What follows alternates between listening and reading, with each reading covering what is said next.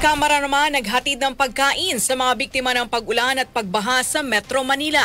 Kasama natin sa balitang yan si Rajuman Grace Mariano. RMN Live Report!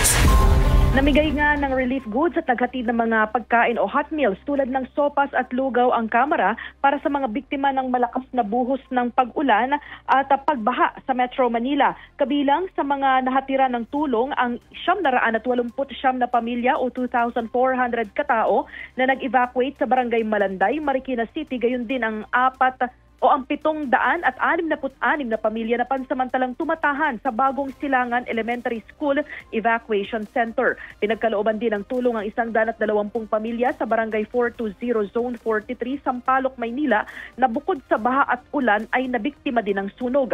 Hinatirin din ng Kamara ng pagkain at iba pang tulong ang mga pamilyang apektado ng masamang lagay ng panahon sa Barangay 348 Santa Cruz, Maynila. Nanguna sa relief operations ng Kamara para sa mga biktima ng kalamidad ang tanggapan ni Leyte District Representative of Maracin Romualdez at People's Party List.